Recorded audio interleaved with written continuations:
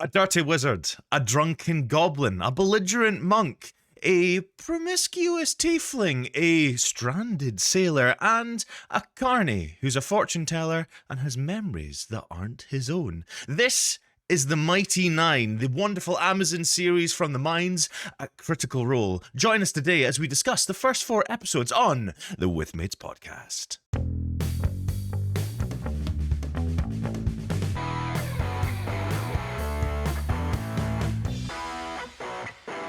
What's happening, adventurers? Welcome to the Withmates podcast. We are not talking about films. We're not talking about trips today. We have adventures today because we're in the land of Dungeons and Dragons. Well, legally distinct Dungeons and Dragons, because we're going to be talking today about the Mighty Nein, the Amazon Prime series from the wonderful minds at Critical Role, the creators of the other Amazon series, Legend of Vox Machina, which I think we've spoken about in the podcast before. But joining me today in my adventuring party at this wonderful table, I have the man who will smack your lich up.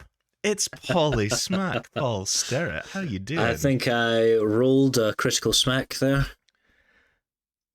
Oh, very good, Paul. Very good.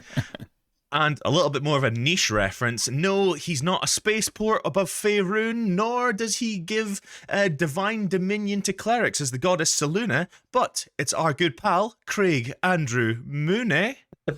How you doing? Because his last name's Moon. I like it.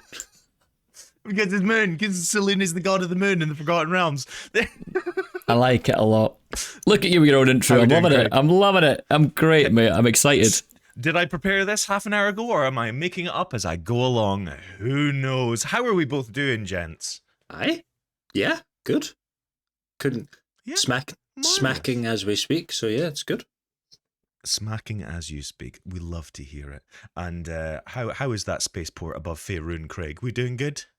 Yeah, we're all good up there. Don't worry about it. I've got it covered. I've got it covered, guys.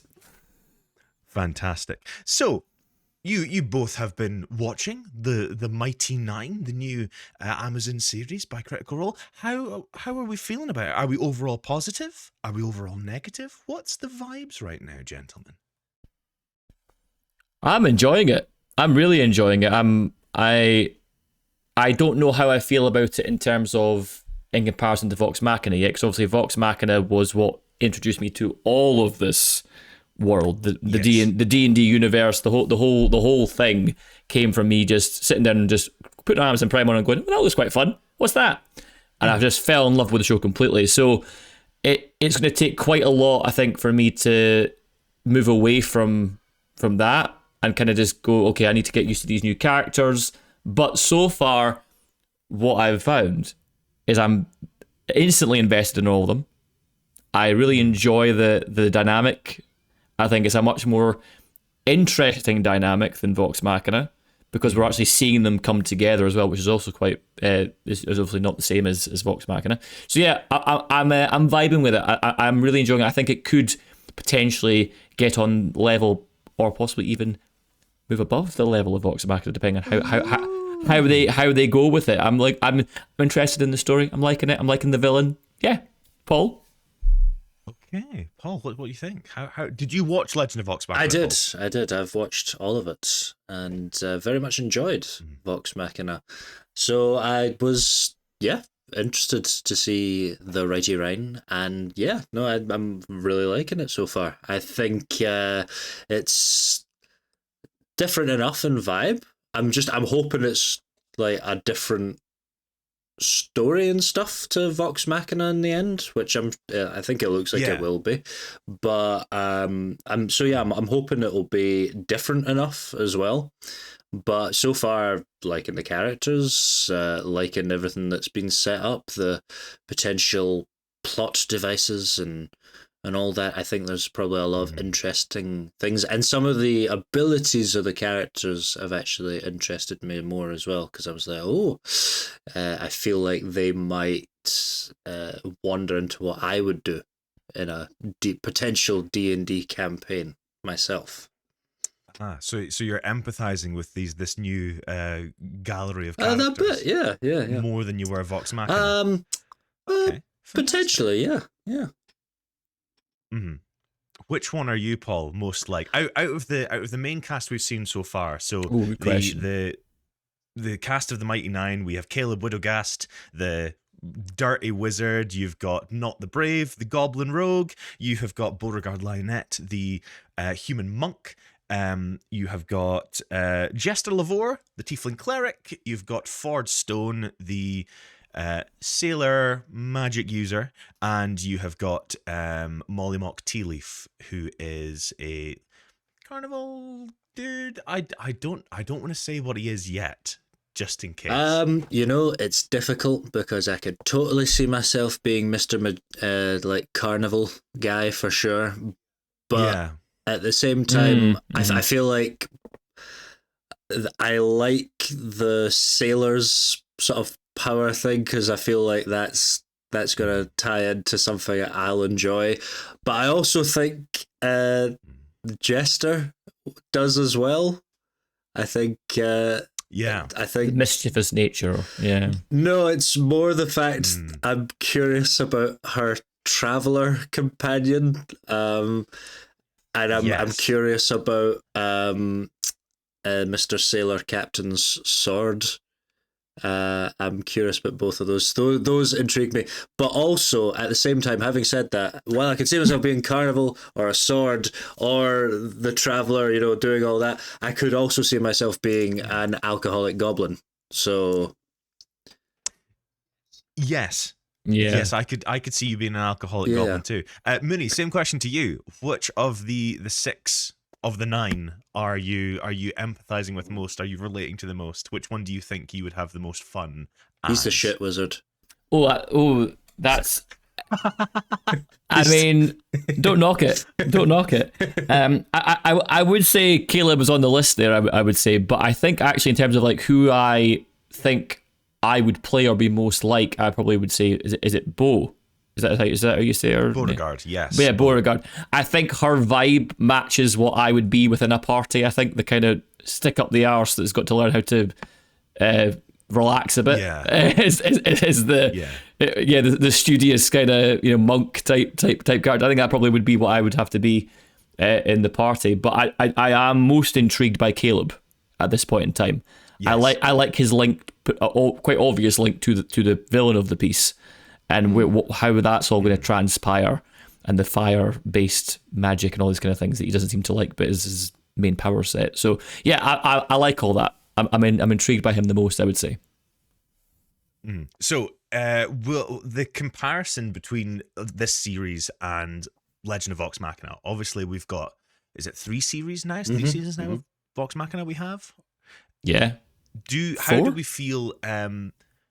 We've got, I believe there's 4. They're making the 4th one currently, I think. It's coming out next year, isn't it? And that's the end. Yes. Yeah.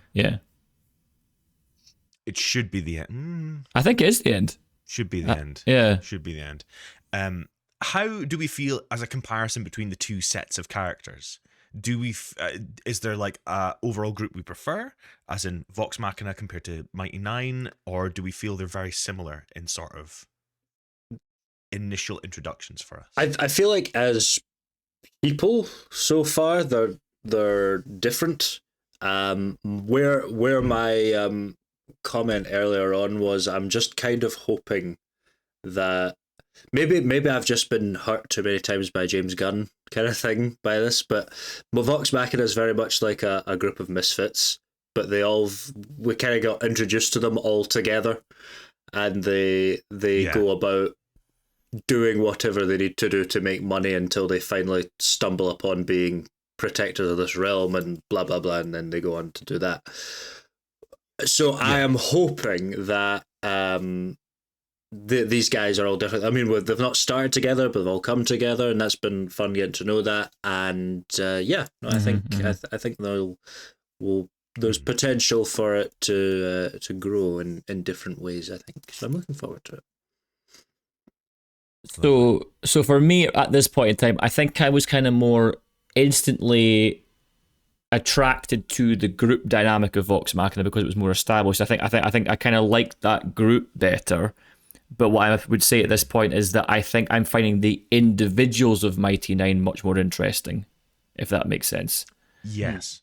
Yeah, so that'd be my answer to that question. I think yeah, individually I'm vibing more with them, but as a group dynamic, I prefer Vox Machina at this point. Yeah, I mean, for me personally, so I'm a massive D&D fan. I've watched both campaigns that these series have come from. Obviously, they have hundreds and hundreds of hours of content with these characters, and they grow and evolve and love these characters. But to distill them down into these smaller, compact series, you've got to cut corners and you've got to make allowances. I feel that Vox Machina are very cookie cutter when it comes to characters. They're very archetypal. Whereas, like, you have the edgy rogue, you've got the posh science guy, you've got the big angry dumb one, you've got the holier than thou one. Whereas the Mighty Nein feel more like shades as opposed to block color, in comparison to Vox Machina. And I think, Paul, you will be pleasantly surprised, hopefully, with how the story goes, because in a non-spoiler way, the way the campaign unfolds for Mighty Nein is vastly different in theming than Vox Machina was back when they played it. I don't know how they're going to adapt it, and so far already it's a solid adaptation of the early sort of vibes of the campaign, but there's been a few changes. Non-spoilers for that, they've done a few reveals at the start of the campaign, at the start of the show, that would have happened mid-campaign, which that's interesting. Is interesting to me because we're finding out it's a different medium. We're not watching it as like almost proxies for the players. We're watching it as an audience who need to know context and backstory over a shorter span of time. And initially when I watched certain scenes, so like there's the villain sort of reveal, that wasn't revealed till later down the line, and I was like, oh no, that really breaks immersion for me. But now I'm looking at it as a whole, I'm thinking, actually, this could work. But before we get into talking about it, this is your spoiler warning. So if you've not watched the first 4 episodes of The Mighty Nein on Amazon Prime, please go away, watch those 4, and come back to listen to us and our wonderful thoughts on The Mighty Nein. Okay, I think they've gone. So we can enter into spoiler territory now. Let's look at the different characters and kind of like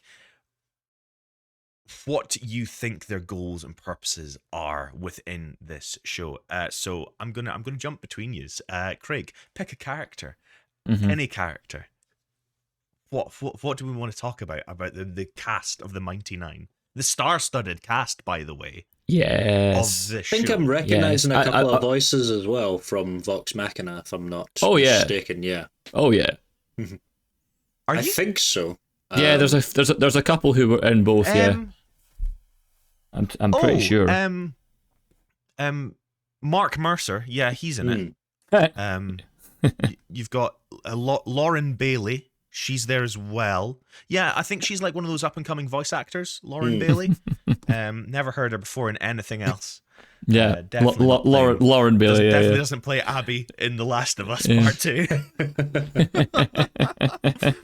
But yeah, like obviously bar the main cast, bar the cast of Critical Role, they've got a huge swathe of talent within this. You have got Mark Strong.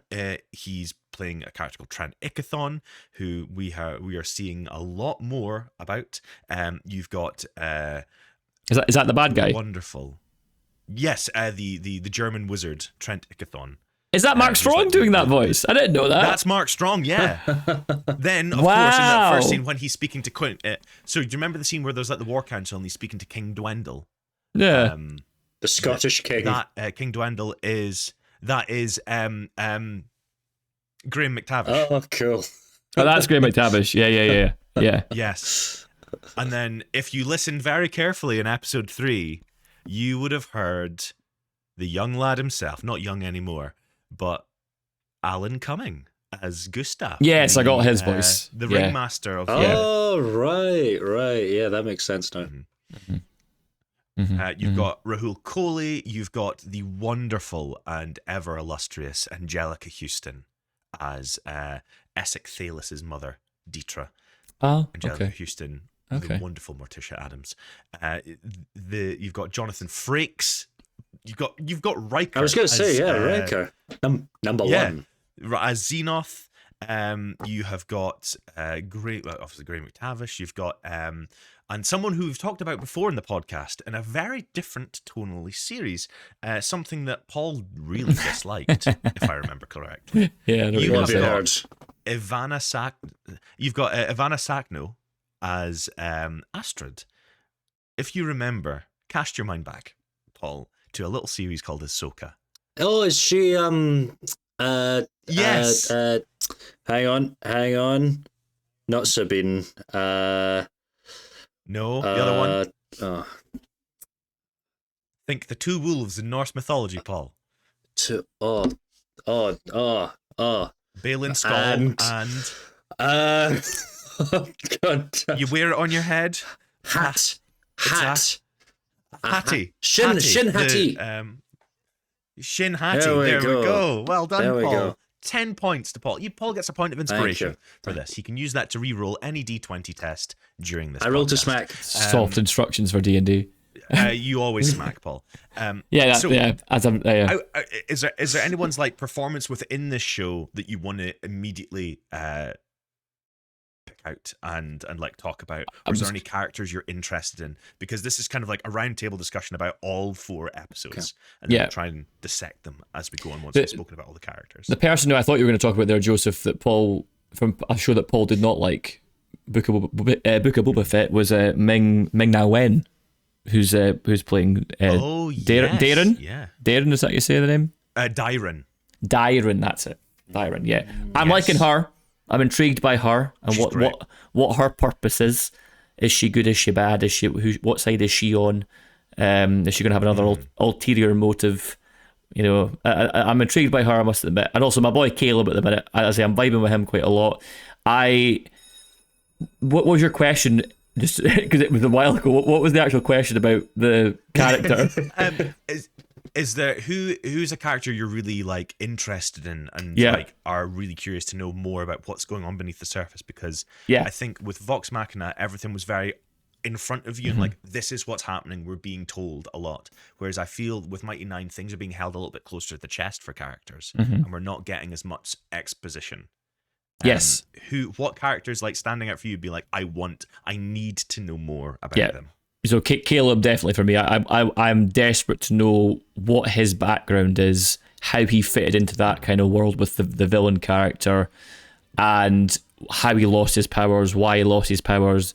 I'm very intrigued. Out of all the main the core of the party, I would say he's the one that I want to know most about. But I suppose that is because his is probably, dare I say, the most integral to the plot at this point in time. As we've been presented so far, I mean, you've got the villain with him at the minute, and obviously the people who are pursuing them are linked to him as well. I mean, I can neither confirm nor deny without the presence of the commissioner here, whatever the quote is. Lara will shout at me for getting the quote wrong. Yeah, I mean, like, there's a lot of things that are tying in with Caleb's backstory with the All Strucker agents. Okay. The German accent being adopted for the city-state of Zemnian, the Zemnian city-state, I believe, in Wildmount, which is the continent we're in the world of Taldor. Is it? No, not Taldori. Exandria, that's the word. The world. And yeah, they're very much like secret assassin mages, clearly headed by this character Trent Ickathon, played beautifully by Mark Strong.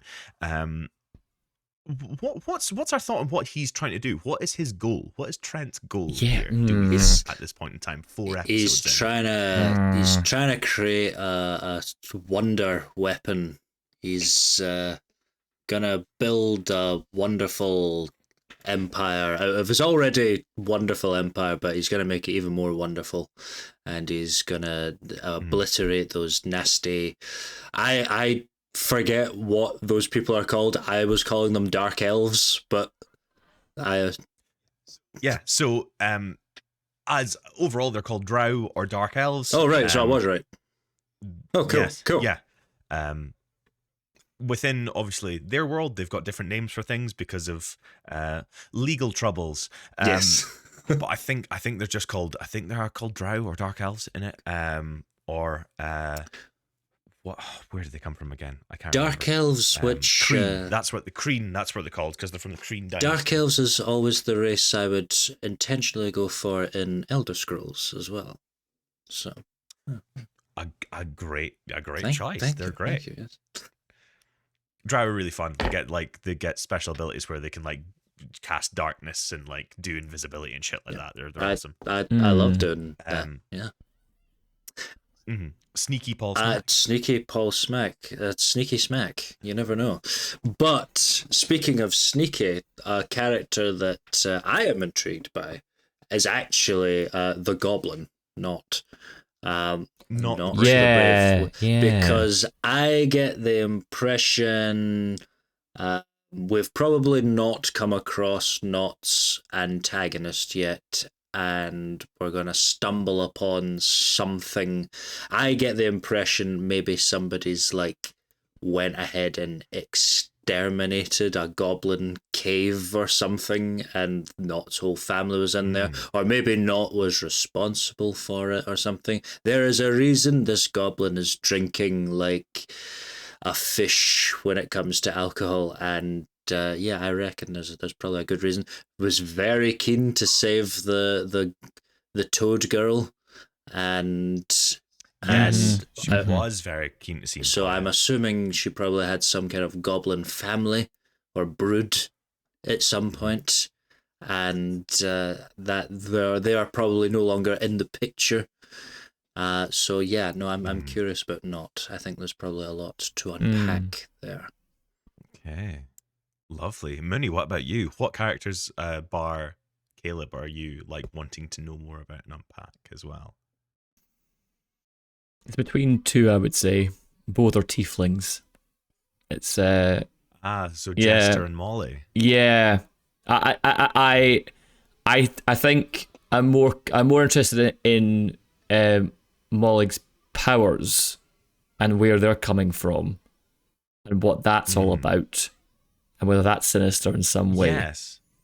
Is there anything about Molly's powers that are linking to anything we've seen already within these first 4 episodes? No. Oh no, that is homework. I don't know. I mean, was I watching closely enough? Is the question. There's right at the very end. The toad. 4th episode. Was the toad's eyes the same color as? Was it red? The toad's eyes were the same color when he was being bewitched by Toya. There was Toad's like a big demon sort of thing. It's awesome. There was a rift, wasn't there? There was a rift in there. Yes. And what did Molly say about the rift? Someone always opens it, or something like that. Is that there's always someone who opens it, or always someone opens it? And why? He said he had a memory of it. Oh. Okay. Yeah, I think I know. Is he from another dimension? He's powers from another dimension. It's linked. Is he being possessed by something from another dimension? It's linked with the Tesseract, the cosmic cube, the beacon, the cosmic beacon, the dodecahedron of cosmic. It's linked to that. Okay. The dark elves, the dark elf traitor guy, who I'm pretty sure is going to join the group at some point. He's worried about his mother being executed because she's got too many people in her. Spiritually. And you knew what you were doing there. That's why Paul was banished as well. He had too many people in him as well. So I think it could be a link to that. Link to the consecution sort of thing from the beacon. Yeah. Maybe we'll see. The thing that's amazing is there. I want to be like, I want to say you're right, you're wrong, things like that. But I'm like, I know how this story goes, and I'm so excited to see your reactions to it and how it unfolds for you. But also, I'm so excited to see how they change it. Because there is one character from the cast that we haven't properly met yet. Yeah. Where's Yeah. Yeah, is it not Where's Ashley Johnson? Ashley Johnson? Yeah, where is she? Is it Yasha? We've seen her character. Yes. Yeah. She plays Is she the one that the barbarian Yasha that was Naguri. massacring all the Dark Elves? Yeah. Oh yeah, that was her. Yeah. Yeah, that was her. So yeah. this is one of the big departures from the series already, because Yasha was there obviously within the carnival fight. That's the carnival was like our session 1 with the Mighty Nein, our first couple of sessions.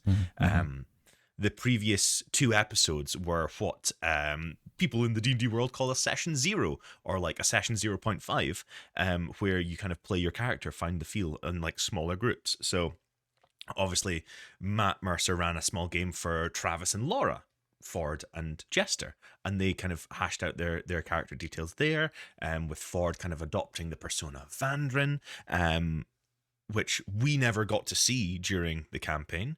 We only got to see him start with that lovely rich Texan sort of accent and have hints here and there. We have obviously Liam and Sam played Caleb and Not. They had a session 0 together. Matt Mercer is married to Mercer Ray, so they had their own session 0 with Beauregard, doing all that stuff with the Kryn Beacon. But I think it's wonderful that we're getting to see these like home game, these secret things that we never were privy to as an audience come into animation. And I think it's really added a really rich depth to the characters, and you understand them a little bit more from an audience perspective who don't have like 4 or 5 hours per episode to unpack and learn who these characters are. I think it's a fantastic way to adapt it, personally. But I'd like to talk about these Session 0 episodes for you, the first 2. How did we feel as these were introductions to these characters? Do we think they were just enough? Not enough? Were they too much? What was both of your thoughts on the first 2 episodes of the Mighty Nein? Where we had episode 1, A Mote of Possibility, and episode 2, Who Will You Be? Let's talk about episode 1 for a little bit. A Mote of Possibility. Okay. Where we were introduced to both Caleb and Not. Yes. And then Beauregard. I was immediately like, oh, that guy's this guy has been in so much shit so far. Like, he is in just shit in every scene. Like, is that literal or metaphorical shit? A bit of both. Better call him A, better call him B. And I mean, they break into the magic pet shop so he can take some bat shit, you know. And then the owner goes ape shit. And then they run away, and you know, he gets into a fight with Not, and you know, he goes a bit dog shit, you know. So it's all like all kinds of shit. Then he falls in. And then he horse falls shit. in horse shit, exactly. So it's and at which point I'm pretty sure they've described the situation as bullshit. But anyway, so many different kinds of so shit. many kinds of shit. I do think it's interesting, like his sort of powers. It's very different for a wizard and stuff, and I felt like there was definitely a backstory. You know, we're going to learn more about in his link with his school and the sort of the Trent character. But I think he's an interesting enigma, and I like Not as well. Not's just right up my street, and I like the little half face mouth she's got to half cat, although she still has the giant ears sticking out. Yeah. But, There's something I found quite funny about Not within the first couple episodes, and it reminded me of, do you remember that joke in Invincible when he's at like the Comic-Con and they're talking about animation shortcuts? Yeah. And like how they had that whole bit, it's like, oh, it saves the animator's time to just put a hand over the mouth. I was immediately thinking of that when she has the little mask on. Yeah. The thing I want to highlight about Not the Brave, and it's specifically Sam Riegel, who is voicing Not the Brave. Initially, when he was playing her in the campaign, a much more raspy, much more guttural voice, and there was like there was because Sam Riegel had I believe it was throat cancer last year, and survived and managed to get back to the point he is now. I think it was a fantastic return to form for him. He's not, the voice is different, but I think it works so much better. And how he's managed to place it, and I just think it's something to highlight how he's managed to get back to that point. And I think a lot of fans are incredibly thankful that he's able to reprise the character and continue on, because there was a real risk he might not have been able to. And I think it's only aided to the portrayal of Not, because Not's such a fantastic character. Is that the same voice actor as Scanlan? I thought so. I thought I could hear some of the similarities in there, but no, I really like Not so far. And funnily enough, Scanlan is of course one of my favorite characters from Vox Machina. So wouldn't have been able to tell, Paul. So, I really like the portrayal of characters he puts across. I think episode 1 was good in just sort of setting up their. I mean, we've got this wizard that smells like shit and a goblin. They kind of go together quite well. I quite like their dynamic, and they're on the road. I also quite like that the monk is Beauregard. I quite like. Despite the fact she's like a monk and everything, I kind of like the fact that she's a detective. I like that too. Yes. I was a big fan of that. Yeah. Well, Craig, talk to me about Beauregard. Talk to me about her introduction, her little mini adventure where she tracks down this beacon, the disaster of like the Kreen beacon being taken, and the blast site, and the little bit of green glass, the residuum that she finds, which we have seen before in the Legend of Vox Machina. Oh, have we? Oh, please discuss that after. Yeah, I'd like to know about that. So in terms of Beauregard, like I said, I was vibing with her quite a lot, and I think it's fun to see. It's Marisha Ray, isn't it, that's doing that one? So Marisha Ray is Beauregard. It was fun to see Marisha Ray do like a completely different character to what she was in Vox Machina. It's a totally different kind of vibe. To Keyleth, I think, isn't it? Is it in Vox Machina? Yes. So I was excited about that from the get-go. I think it was very apt and very telling that they made her on her own from the start, because obviously everyone else is kind of paired up, whereas she's on her own, and I think that's quite telling for the character and kind of gets you an insight into kind of like the kind of more kind of lone wolf kind of aspect to her going into the party when they all kind of come together. I also, as we kind of already said, I really enjoyed whatever that system is, like this monk. Like it's a detective, this whole organization that Cobalt Soul Monasteries. Yeah, like what an idea. Where it's like a kind of like it's kind of because it kind of read and viewed like a detective drama in a way, because like she had their like higher ups that were listening to her and saying you're off the case type thing, and I really enjoyed it. It was give me your badge and gun. Yeah, exactly. Yeah. You know what I mean? I love Beauregard for many reasons. I think she's Marisha's best character that she plays. The fans have a tendency to hate Marisha because I don't know, because they're idiots. The big vocal minority hate her. Everyone else who's sensible goes, no, she's fucking amazing. Beauregard is her character who grows the most. Across all the ones she's played, and the subclass she plays from, because essentially the way D&D works is you've got your class, which is like your overall thing. Are you a fighter? Are you a wizard? But what do you specialize in? And her subclass was made by Matt Mercer as a bit of homebrew for this game. So the Cobalt Soul monks are completely his creation. So cool. And normally monks run in, hit things, stun them, or like are almost like shinobi or ninjas, or they can be all about almost like traditional Buddhist monks, things like that. But they've definitely made Cobalt Soul monks as more inquisitors, investigators, or expositors, as they're called, as they're exposing crime, corruption, all that stuff. And they've got an amazing ability, and I can't wait to see how they detail this in the show, where Bo is able to punch things and learn what makes that creature tick. So the mechanics of the game is you hit it, learn what it's weak against, what it's good against, And I would love to see how they translate that into the show, because it's one of my favorite things in the campaign.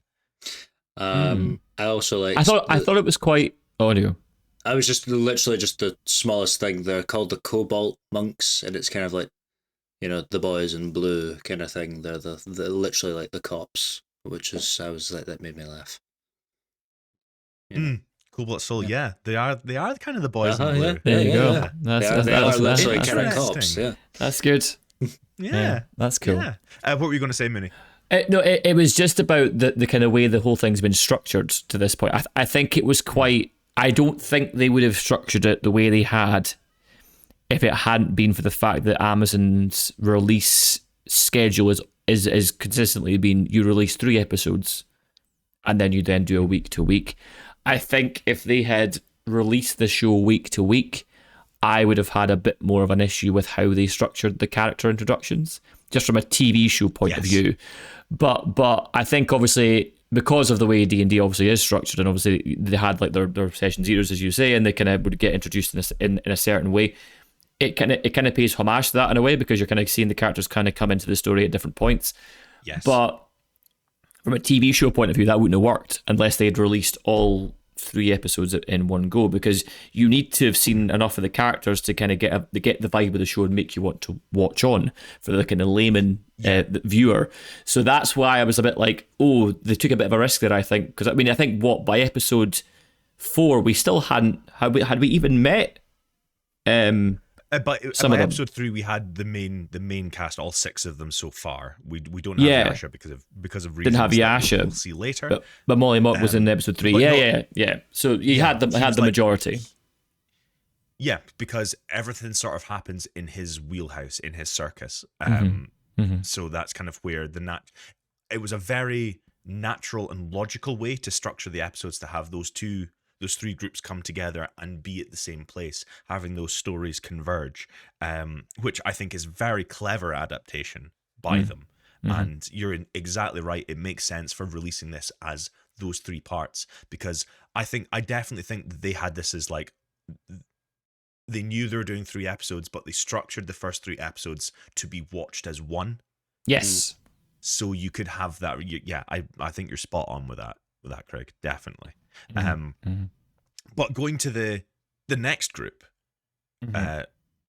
Ford and Jester, what did we think of their introductions? We'll start with Ford on the ship fighting the captain. What did we think of that introduction for this character? I think it's interesting. I think there's because obviously the captain owns the sword, and then they're quickly swallowed up by the storm and the traitor and all of that. So and obviously Ford's kind of got this, is he a coward, is he not, kind of arc, and the sword's kind of doing a lot of the fighting for him. I'm very curious as to finding out what that sword is obviously possessed, and something is controlling it. It's got a giant eye and it's in the ocean. I can only imagine what it is, and I'm hoping it's something along the lines of what I'm thinking about right now. What do you think it is, Paul? Tell me, what do you think Ford is, like, mechanics wise? I think I actually think both Ford and Jester are sort of, they would fight differently, but I actually think maybe mechanically they're similar in the sense that they both, I forget the term, but they both basically serve a master kind of thing. That's a patron. Yes. They both serve. So like, I think that sword is owned by some kind of deity, some Cthulhu-like deity, and there's maybe a price to pay for using it, because it basically will give you a whole lot of power. So the more you use it, the more your debt accrues, and that captain had a debt to. Captain of the ship in Mighty Nein, you have a debt to pay. That Do you feel death? Death. It's very, very interesting that you are getting that, Paul, because they will probably not specify it within the show, but there's about 4 or 5 different types of full casters in D&D. You've got bards, Scanlan. You've got druids, Keyleth. You've got clerics who Pike. You have got sorcerers. I don't think we've seen one. No, we haven't. Wizards, Caleb. And you have got warlocks who gain power from a magical sugar daddy. That's the one. I think both of them are. You think both of them are warlocks? To a degree. Like one has a weapon that's owned by a deity that gives him power. One is talking with a deity that's giving her power. Maybe one is more benevolent than the other. I don't know. But that's. I'm not saying they're definitely both warlocks, but I'm saying they definitely both serve something. Yeah. The thing that's really interesting for me when you play the game and you're watching these actual play shows, especially with Critical Role, down by the players, they will have either like the character's name, the player's name, and then sometimes a summary of their character sheet pops up, and it will tell you what they are. So it'll be like, Scanlan, bard, halfling bard, or gnome bard. Terrible father. And their level. Yes, terrible father.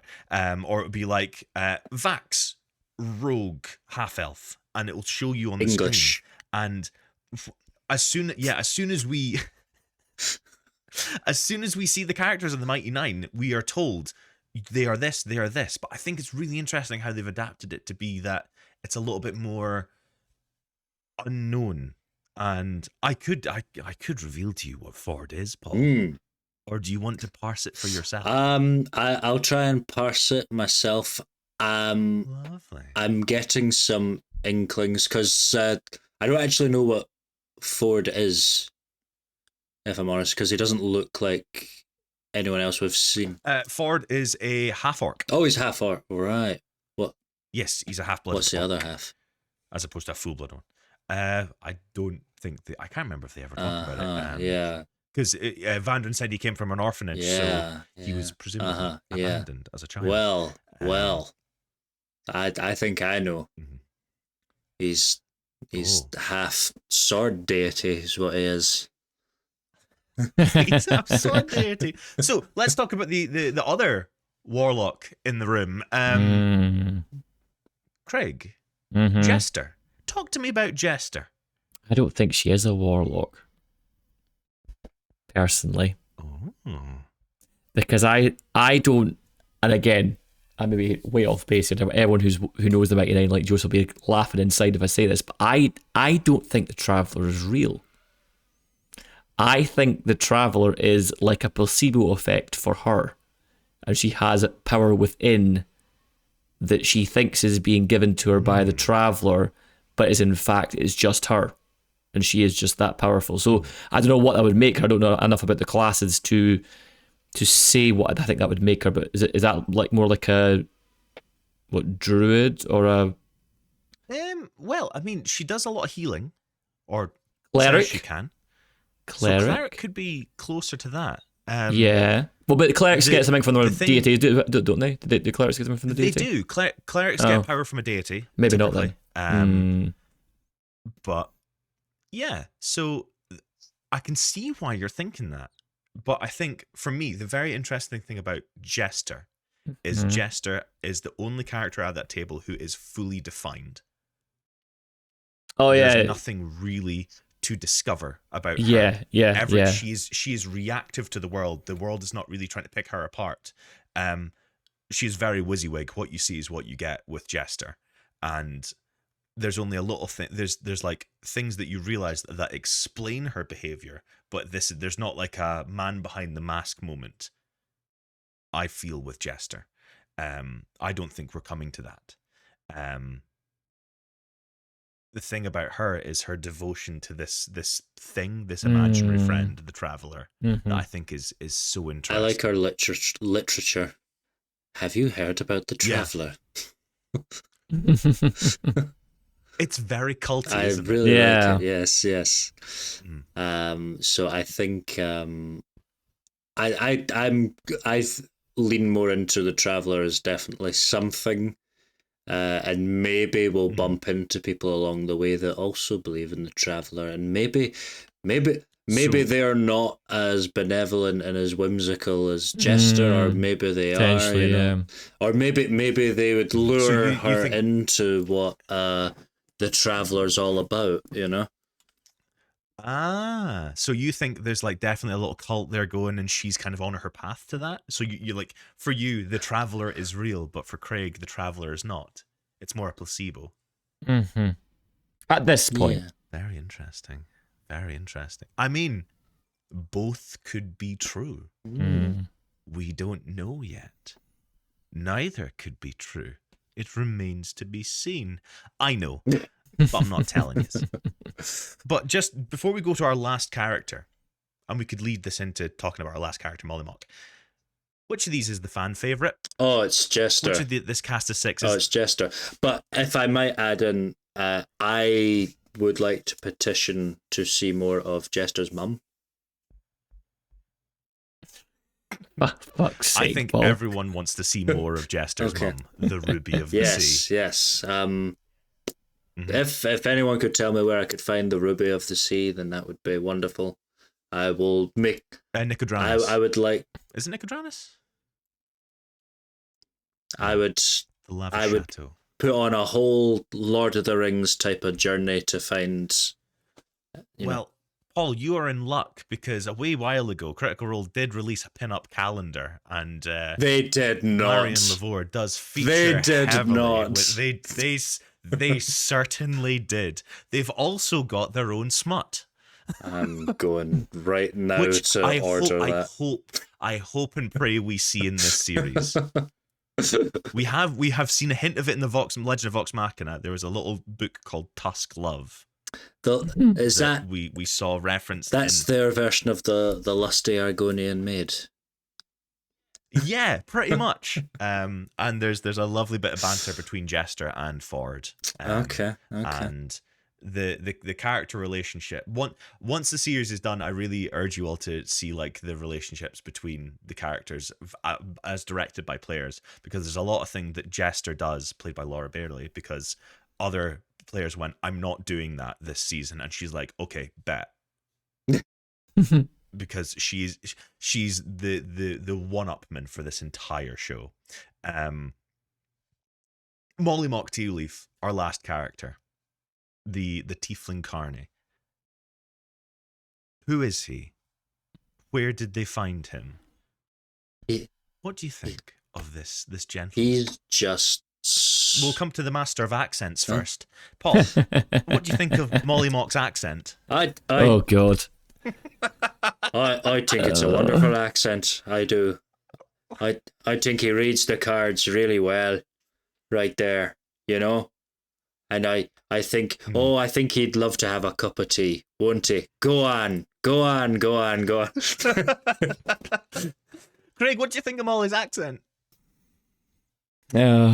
I mean, Talson's trying his best. He's trying his best. He certainly is trying his best. He likes to do an accent, does Talson. Obviously, we had he was Percy, wasn't he? Who incidentally was Percy. Yes. Percy was my favourite character in Vox Machina, and well, it's so I was a fan. I think he kind of got away with it more with Percy. He's as a Celtic boy here. He's not getting it as away with it as much with Mollymock, but because at times I was thinking, is he trying to be Scottish? Is he trying to be Irish? Is it a mixture of the two? Is he trying to be like a kind of Romany kind of accent? Is like what's the vibe here? I didn't really know what he was trying to do. He's But, got the look yeah. of the Irish. He does now. Oh, he's reading the cards. I think an adjacent luck of the Irish, not full Yeah. luck of the Irish, but it's adjacent in there. There's a lot of stuff happening there. I think it was very much a point of fun within the community of being like, oh, here's Talison's accent coming out again, and he's very aware that it's not the best, but it's for fun. And I think it's got better since he played him at the table, definitely. But for me, I'll start off with Molly Mock, and I'll keep this coded for if any of the listeners has listened to the Mighty Nein actual play. Molly Mock is a very interesting character, and I'm really curious to see how they adapt him, because as I said before about the character cards you see on screen, it's very obvious what he is. He's playing a class homebrewed by Matt Mercer, something that uses some of the little bits of magic we've seen from him with blood into his mechanics. I'm really curious how they're going to describe that and explain that within the world, within the story of this season. And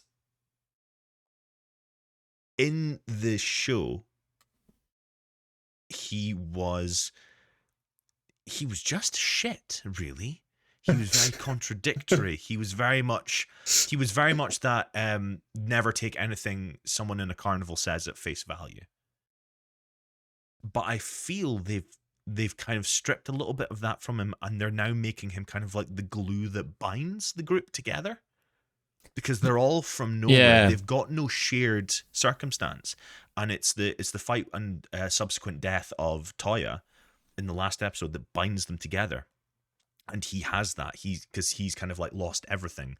And now he's kind of adopting them as his new family. Yeah. For the way Molly Mock's story plays out, I find that change incredibly interesting, because I think it will endear his arc to the audience more than what the show did, because he was, to be blunt, he was not this good of a character, as in morally good, as we've seen in these first 2 episodes. There was a lot of contradictoriness, but I think they had to do that. What was he on the grid of? To really, like, what's the on the alignment chart? Yeah. What was he? I would say he's like chaotic good. He kind of just does what he needs for himself within the Right. show. And I think it's just the kind of the penchant that Taliesin has for playing very mysterious characters, and like he likes his one-liners, he likes his quips, but I think they obviously had to write him a little bit more solidly for this, which I'm so interested to see how it plays out. I realize I've said a whole lot of stuff, but not really said nothing at all. It's because I can't. But bar that, what do we think of Molly's relationship with the rest of the cast? What do we think of him as this almost like the linchpin for the narrative being kicked off? Yeah, well, I guess you said the campaign kicks off in the circus, so it probably makes sense that since that's his place, he kind of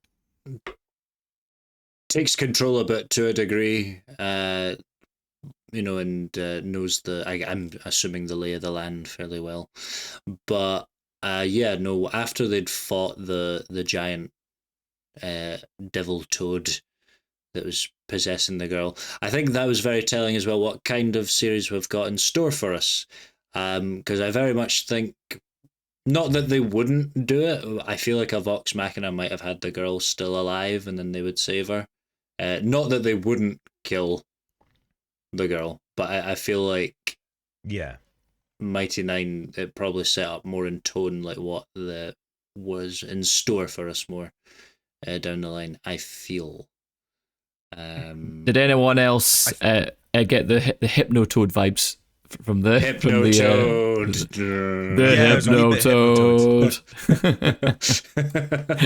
Hypnotoad. I think, like, what Paul, your assessment, it's very much like Vox Machina is high fantasy, which is like heroic. Everything will come out in the hero's favor, whereas the Mighty Nein is like dark fantasy, And the thing, and I can't believe I'm only mentioning this now, the thing that really ties into the dark fantasy is all that beautiful 80s synth that's happening in the soundtrack. Yeah, I like that. Going straight into that lovely, like, it's almost like that rotoscoped, like, grainy feel to the music. It's I'm a big utterly fan. beautiful. Big And fan. I'm preferring the theming, the themes of this show to Vox Machina at this point, because it's definitely going to be more like political intrigue, crime drama. It's going to be more of that, like, oh, people will die, and because they are a lower level than they were in Legend of Vox Machina. We started with Vox Machina; they were level 15. They're heroes of the realm. At that point where we met them as fans, whereas the Mighty Nein are starting at like level 1, level 2. Really? Yes, they're nobody. That's crazy. That's a big risk as well, especially if you're kicking off a brand new campaign. I kind of thought that when I was watching the episodes. I kind of thought, because obviously now I'm a bit more au fait with D&D and like how campaigns are structured and stuff, because I've been watching a few of the Dimension 20 stuff. But like I kind of felt that was very much a first boss fight with the demon toad. Yeah, it just felt like such a first boss fight. Yeah. It was cool. And I kind of saw as well, like in the fight, like where they might have like rolled badly, because like there was things where like they missed. The way and they've translated it is beautiful. Yeah. When they're escaping the prison and Not's trying to get out of the thing and she breaks the key, that's a low roll. When she fumbles and crashes, the way they translate it is beautiful. Ford, and the way they show that power, punched the wall, busted the wall. Yeah. Yes, yes. It's fantastic, and I think they have done the power scaling down very well through like comedy, as opposed to like how some other forms of media do it. Like, I don't know, Kingdom Hearts being like, oh no, Sora was asleep for too long, or Aloy in Horizon Zero Dawn 2 going, I dropped my stuff in a river, I don't have anything anymore, now I'm back to level 1. I think the way they've translated it is very, very clever and very fun.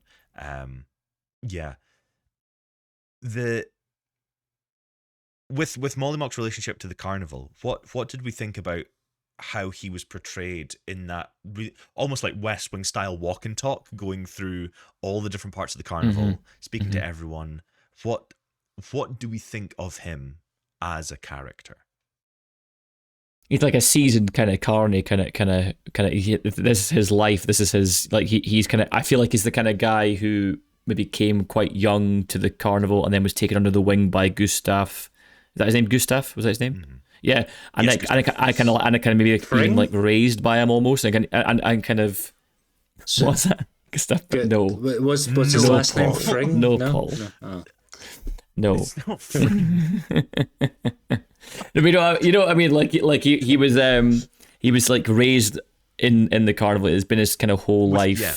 And that's probably why the death, he took it so hard, because obviously it was like a kind of fatherly kind of figure to him, and I feel like that kind of shows in that kind of opening, kind of, as you say, this walk and talk thing, where he's been there a while, he's a seasoned pro, he's worked his way up, he's now like almost the boss, kind of co-owner with Gustav, and you kind of get that kind of what's the word? Consummate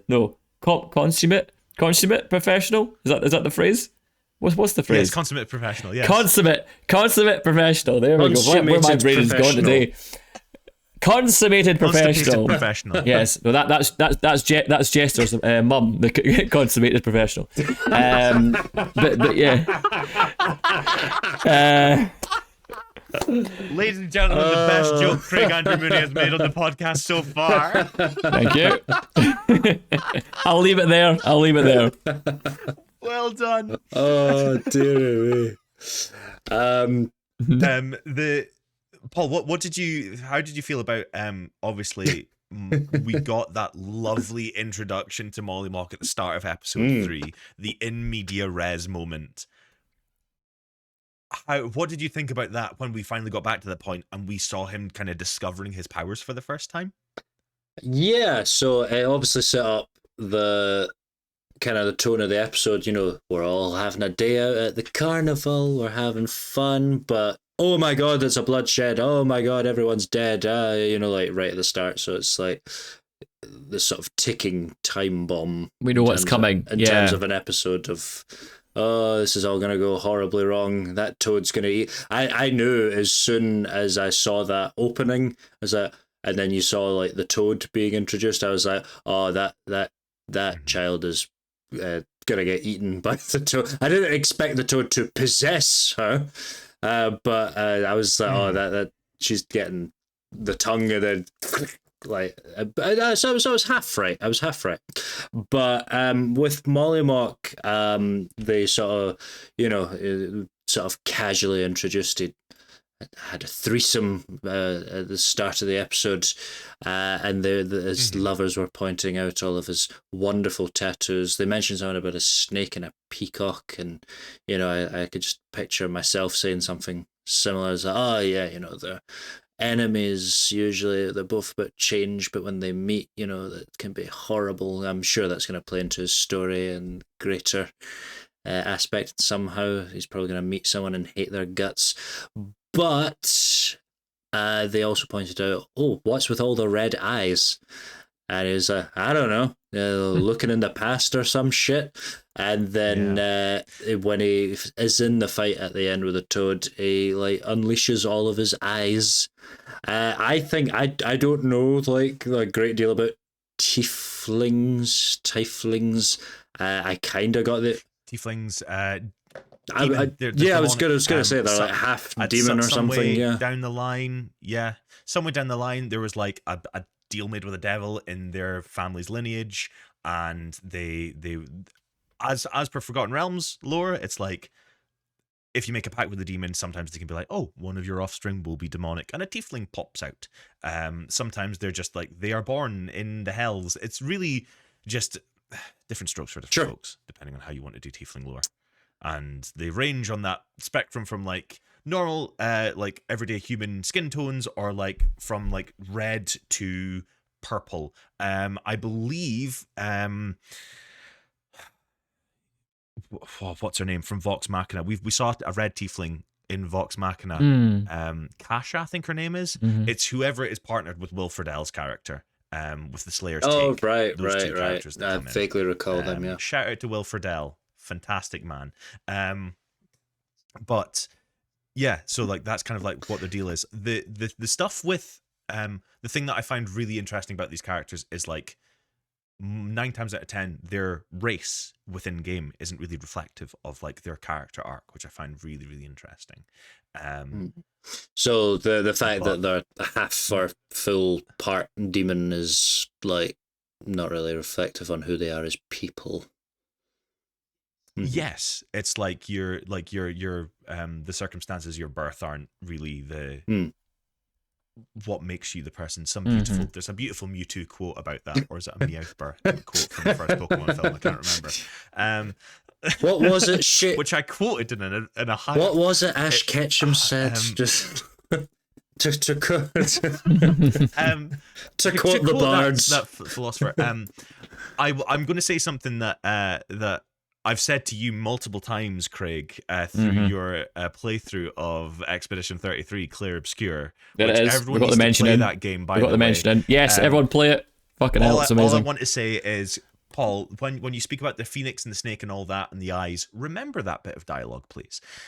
Just remember that. I was the one that brought it up, so yes, I will. Just remember it for later. Fantastic introduction for Molly Mock. I really, really cannot wait to see how they flesh out this character.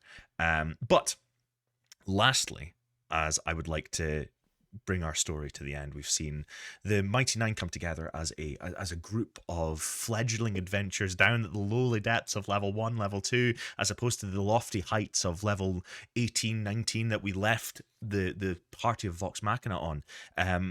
They have vanquished the Nurglid toad, Kyriel? I think that's how you pronounce the name. The Hypnotoad. Didn't say Hypnotoad. They've killed the Hypnotoad. There's been a little bit of strange dealings on with wizards and time magic called Dunamancy and souls and consecration and Essek Thalis, the hot boy of Critical Role that we've not really touched on yet. But I think we're running out of time. We'll have to touch on him later. Everyone wants to touch Essek Thalis later. I would like to ask you, gentlemen, where do you see this series going? Now, we have 5 more episodes left, 9 in total. Where do you see this story going? What is our predictions for the rest of the season coming up to the end of season 1? I don't know if it's gonna all wrap up, with a bow in this one season. So, potentially, Caleb and Trent are gonna meet. I don't think Trent's gonna be overthrown or anything, but I think they'll at least have a conversation. Maybe like a Last Jedi Kylo Ren Rey type talking, and we don't know. And then one of them will oddly have their shirt off, and they'll be like, "What's going on here?" Yeah. I don't know. I was just on the toilet. This is really weird. Like, what's going on? Why are you talking to me? Maybe I'll kill you later. I think we're gonna find out about Jester's Traveller. I think that's gonna at least at some point we're gonna find people related to that or about the Traveller itself. Yeah. I think Ford is going to discover the name and of whatever it is that's controlling that sword, and he's probably in this season, I would imagine, catch up to the guy that was setting a light to the ship. Yes, and why? And why, Paul? And why was he doing it? Because he's a dick. He had a dick face, so he's. Yeah, he does. Yeah. And what about yourself, Danny? What do we think is going to happen? I'm going to have a bold prediction. I'm gonna say that Trent is dealt with this season, because I don't think he'll be the overall big bad. I think he's here we go, a bit of everyone in the comments will be like, oh, yeah. But I think I see this as like very much the Caleb kind of storyline would kind of culminate with Trent as well, and it kind of all comes together, and they'll stop him in whatever his plans are, but it will have a knock-on effect to the actual big bad of what's going on. And I think maybe the Dark Elves as well, there might be someone within their ranks that could be the one that kind of takes over the mantle of that big bad in some way. You know what I would like to see? I don't think we will see it. I would like to see one of the party turning to the dark side for a bit. I would like to see someone like making a morally questionable choice that they think is the right thing to do at the time, but leads them down a darker path, and they kind of have to come back to the side of the good, as it were. But I don't know if we'll see that. But I'd like something a bit different from Vox Machina, who were all, as you say, quite heroic and the heroes of the realm. I'd like to see a darker kind of hero's journey story at some point, but we'll see. We'll see if that happens. But yeah, my bold prediction is I think Trent gets dealt with in this season. Very interesting predictions from our two fortune tellers at the end of this episode. I have an idea of where it can go, but I've got no one here to speak in coded terms to, so I'm not going to give my predictions. All I think is things are going to be found and things are going to be lost by the end of this season. My hope is we get introduced to Yasha before the end of the season. I think she's a very fun. Yes. Oh, really? And that's very interesting. Yes, that's what I think. So, yes, Craig, I think because Ashley Johnson had to dip in and out of being in the campaign because she was filming Blind Spot at the time, Yasha's story was very piecemeal. So I don't think she's going to come in till later, near the end of this season. That's my prediction. Interesting. But here we go. Okay. But let us know your predictions for this season in the comments below. Keep them spoiler-free, please, for people who have not seen the campaign of Critical Role, and feel free to code them if you wish. But also let us know what is your favourite character of the Mighty Nein so far, and tell us, what sort of character would you play in D&D? But that is all for us this week. We shall be back later on for more discussion about the Mighty Nein as the series unfolds. but we shall say goodbye now. Craig, where can the lovely people find you? You can find me on all social media platforms. It's at Craig Andrew Mooney. Paul, where can we find you? You can find me and the magical remnants in a pile of horse shit that is my Instagram at Stirrit Story. Thank you. We've missed that. We've missed that. Me on also, we've missed that. You can find me on all social media, hiding behind the Luxon Beacon at Josef Boon with an F on all social media platforms. But please come behind the DM screen for a moment. Thank you. We don't want your follow. What we want instead is the follow on the Withmates Pod, at Withmates Pod on all social media platforms, because we want to get more of you involved in the discussion. We want more of you to pontificate our thoughts to, and who knows what the future will hold. The future is endless possibilities, like that of the beacon from the Kryn dynasty. But that is all for this week on the Withmates Podcast. We will see you all next time, and laters on the Menjay. If you would like to make a donation to the Withmates podcast, please do find the Critical Role calendar and send it to @Withmates address, which you will find now.